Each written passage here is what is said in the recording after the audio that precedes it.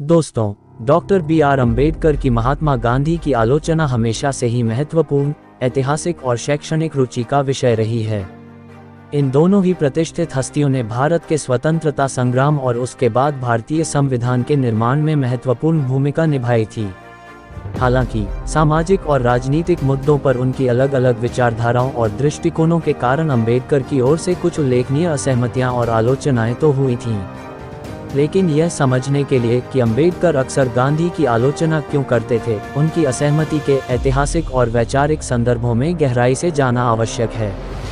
इस वीडियो में हमने 6 ऐसे पहलुओं पर बात करने की कोशिश की है जो दर्शाते हैं कि डॉक्टर अम्बेडकर महात्मा गांधी की आलोचना क्यों करते थे।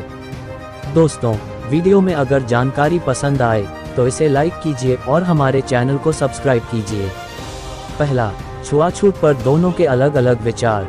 अम्बेडकर और गांधी के बीच असहमति के सबसे प्रमुख क्षेत्रों में से एक छुआछूत को जड़ से उखाड़ना और दलितों, जो पहले अछूत के रूप में जाने जाते थे, के उत्थान के प्रति उनका दृष्टिकोण था। अपने प्रारंभिक वर्षों में अछूतों के प्रति गांधी जी का दृष्टिकोण रूढ़िवादी था और वे दलितों के उत्थान के लिए साधारण से और क्रमिक सुधारों में विश्वास करते थे। उन्होंने उन्हें हरिजन या भगवान के बच्चे के रूप में संदर्भित किया और परिवर्तन लाने के लिए नैतिक मूल्यों पर ध्यान केंद्रित किया। दूसरी ओर, अछूतों के लिए अम्बेडकर अपने दृष्टिकोण में अधिक कट्टरपंथी थे। उन्होंने दलितों के लिए तत्काल और ठोस अधिकारों की मांग की, जैसे कि अलग निर्वाचन क्षेत्र, ताकि उनका राजनीतिक प्रतिनिधित्व सुनिश्चित किया जा सके। दूसरा, पूर्ण स्वराज और दलित अधिकार। अम्बेडकर गांधी के पूर्ण स्वराज, पूर्ण स्वतंत्रता के आह्वान के आलोचक थे, क्योंकि उनका मानना था कि ये दलितों और अन्य हाशिए पर रहने वाले समुदायों की चिंताओं को संबोधित नहीं करता है। इसलिए उन्होंने तर्क दिया था कि केवल राजनीतिक स्वतंत्रता ही दलितों के लिए सामाजिक न्याय और समानता की गारंटी नहीं देगी। भारत के लिए राजनीतिक स्वतंत्रता हासिल करने पर गांधी का ध्यान जातिगत भेदभाव के गंभीर मुद्दे पर हावी हो गया, जिस जातिगत भेदभाव के मुद्दे को अम्बेडकर भी उतना ही महत्वपूर्ण मानते थे। तीसरा, आमरण अनशन विवाद। गांधी द्वारा किए गए प्रसिद्ध उपवास, विशेष रूप से दलितों के लिए अलग निर्वाचन क्षेत्र के विरोध में, दोनों के बीच विवाद का एक अहम मुद्दा था। जहां गांधी ने इन उपवासों को नैतिक विरोध के कृत्य के रूप में प्रस्तुत किया, वहीं अम्बेडकर ने इन्हें जबरदस्ती की रणनीति के रूप में देखा, जिसने दलितों के राजनीतिक अधिकारों को कमजोर कर दिया।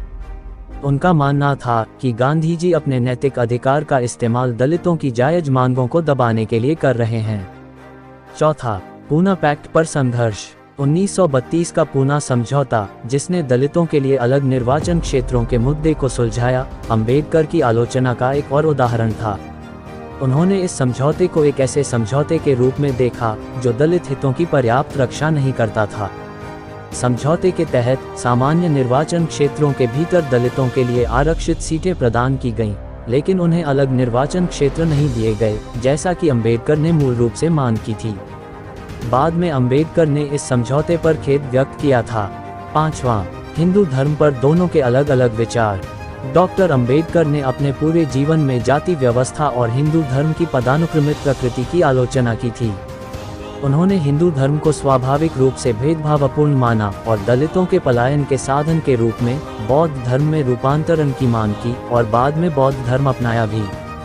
इसके विपरीत, गांधी एक कट्टर हिंदू थे और धर्म को भीतर से सुधारने में विश्वास करते थे। हिंदू धर्म पर उनके दृष्टिकोण में इस बुनियादी अंतर ने सामाजिक सुधार पर दोनों की एक दूसरे के प्रति असहमति में योगदान दिया था। छठवां, गोलमेज सम्मेलन में प्रतिनिधित्व। अम्बेडकर गोलमेज सम्मेलन में गांधी द्वारा दलितों के प्रतिनिधित्व के आलोचक थे, जहां भारत की राजनीतिक संरचना के भविष्य के स्वरूप पर चर्चा की गई थी।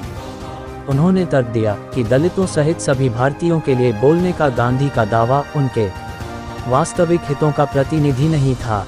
अंत में, डॉक्टर बी.आर. अम्बेडकर की महात्मा गांधी की आलोचना का श्रेय सामाजिक न्याय, राजनीतिक प्रतिनिधित्व और जातिगत भेदभाव और छुआछूत के गहरे मुद्दों को संबोधित करने के उनके दृष्टिकोण पर उनके अलग अलग विचारों को दिया जा सकता है। हालांकि दोनों नेताओं ने आखिरकार आधुनिक भारत को आकार देने में अपनी अपनी महत्वपूर्ण भूमिकाएं निभाई थीं, लेकिन उनकी वैचारिक असमानताओं ने देश के इतिहास में एक महत्वपूर्ण अवधि के दौरान महत्वपूर्ण बहस और असहमति को जन्म भी दिया था।